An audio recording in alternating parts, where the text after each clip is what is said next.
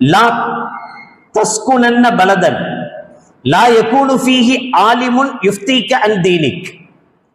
ஒரு ஊரில் நீ வசிக்க கூடாது. நாம ஒரு இடத்தை தேர்ந்தெடுக்கிறோம், நாம இங்கதான் வசிக்க போறோம், இங்கதான் இருக்க போறோம், இங்கதான் தங்க போறோம் அப்படின்னு ஒரு இடத்தை நாம தேர்வு செய்வதாக இருந்தால் அது எப்படி தேர்வு செய்யப்படணும் என்பதை இமாம் ஷாஃபி ரஹ்மத்துல்லாஹி அலைஹி அவர்கள் சொல்லும் போது சொல்றாங்க, இரண்டு நபர்கள் இல்லாத இடத்தை நீ வசிக்கும் இடமாக தேர்ந்தெடுக்காத. ஒன்னு, ஒரு ஆலிம் யுஃப்தீக அன் தீனிக், உன்னுடைய மார்க்க விஷயத்தில் நீ யாரை அணுகுவாயோ, நீ யாரிடத்தில் மார்க்க தீர்ப்பு கேட்பாயோ, மார்க்க சட்டங்கள் கேட்பாயோ, அந்த ஆலிம் இல்லாத இடத்தில் வசிக்க கூடாது. இன்னொன்றை சொல்கிறார்கள் இமாம் ஷாஃபி ரஹ்மத்துல்லாஹி அலைஹி, வலா தபீபுன் யுனப்பிஉக அன் அம்ரி பதனிக், ஒரு மருத்துவர் இல்லாத இடத்திலேயும் வசிக்காதே. மருத்துவர் இல்லாத இடத்திலேயும் வசிக்காது. வலா யுனப்பிஉக அன் அம்ரி பதனிக், அவர் என்ன செய்வார்? உன்னுடைய உடல் சம்பந்தப்பட்ட விஷயங்களை உனக்கு உணர்த்துவார். கண்ணெல்லாம் ஒரு மாதிரியா இருக்க, ஏதோ ரொம்ப பிரச்சனை இருக்கும் போல தெரியுது, ஒரு டெஸ்ட் எடுத்துக்கிறீங்களா, பார்த்துக்கலாமா அப்படின்னு அக்கறையுள்ள டாக்டர்.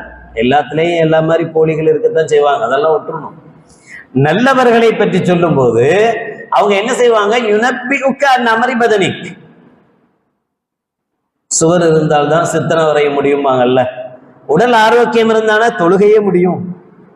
தொழணும், நோன்பு வைக்கணும், அல்லாஹ் வணங்கணும், எல்லா ஆசையும் இருக்கு. தொழணும் அப்படின்னா உடல் ஒத்துழைத்தா தானே தொழ முடியும், உடம்பு ஒத்துழைச்சா தானே நோன்பு வைக்க முடியும். அந்த உடலை, அந்த சுவரை பாதுகாக்கிற பெரும் பொறுப்பு மருத்துவர்களை சார்ந்தது. மருத்துவர்கள் உயர்வுக்குரியவர்கள், மதிப்புக்குரியவர்கள். அதனால்தான் அல்லாஹ் ஜல்ல ஷானஹு வ தஆலா வமன் அஹ்யாஹா ஃபகஅன்னமா அஹ்யன்னாஸ ஜமீஆ, ஒரு உயிரை காப்பாற்றுவது ஒட்டுமொத்த உலக சமூகத்தின், சமுதாயத்தின் உயிரை காப்பாற்றுவதற்கு சமம் என்று அவ்வளவு பெரும் கூலியை அந்த உயிர் பாதுகாப்புக்கு அல்லாஹ் ஜல்ல ஷானஹு வ தஆலா கொடுக்கிறார். சாதாரணமான ஒரு நிகழ்வு அல்ல திப் என்பது.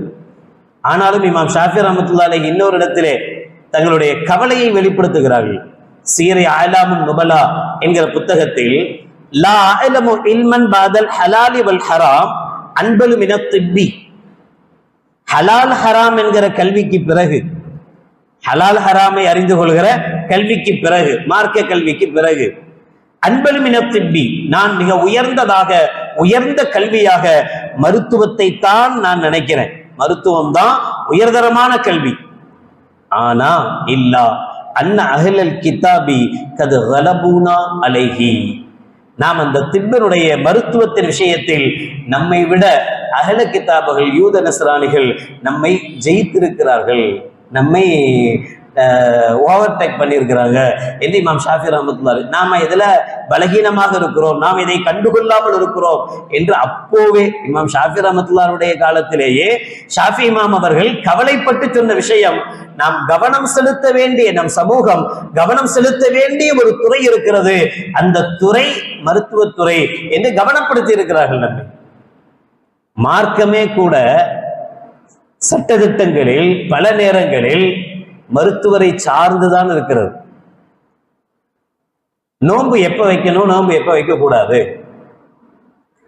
நோன்பு வைக்க முடியாத அளவுக்கு நோய் இருந்தா அப்படின்னா என்ன நோய் அது, அதை யார் சொல்லுவா நமக்கு? இந்த நோய்க்கு நோன்பு வைக்க கூடாது, இந்த நோய்க்கு நோன்பு வச்சா நோய் இன்னும் அதிகமாயிடும், அது மரணத்தையே தரும் என்கிற அளவுக்குண்டான பயமுள்ள நோய் இருந்தா அந்த நோய்க்கு நோன்பு வைக்க கூடாது. இதான் மார்க்கம் தருகிற அனுமதி, சலுகை. வைத்த வலி, தலைவலிக்கெல்லாம் நோன்பு விடக்கூடாது. ரமதானுடைய நோன்பை, ரமதானுடைய ஃபர்தான நோன்பை விடுவதாக இருந்தால் அதனுடைய நிபந்தனைகள் வெறும் வைத்த வலிக்கு தலைவலிக்கு நோன்பு விடக்கூடாது. எப்படிப்பட்ட நோயா இருக்கணும்?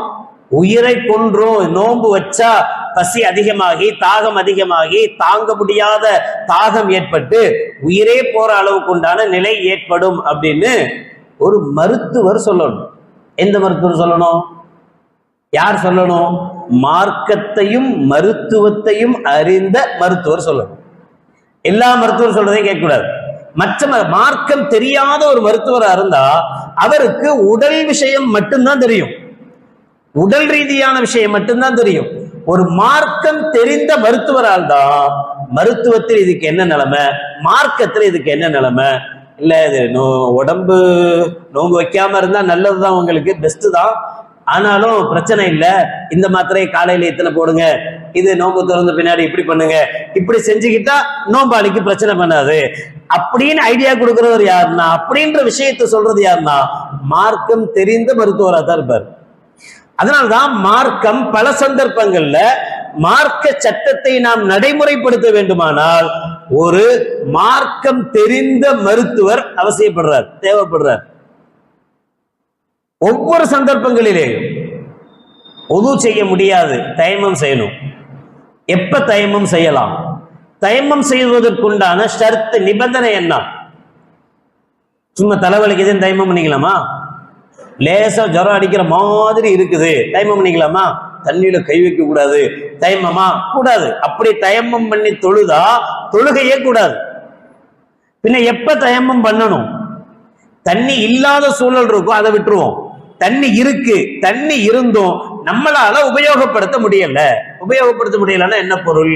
நாம தண்ணியை யூஸ் பண்ணா, தண்ணியை உபயோகப்படுத்தினா நமக்கு நோய், இருக்கக்கூடிய நோய் இன்னும் அதிகமாகி நம்முடைய உயிருக்கு ஆபத்தை ஏற்படுத்தும்ன்ற நிலை இருந்தா தண்ணி யூஸ் பண்ணாம தயமம் பண்ணலாம்.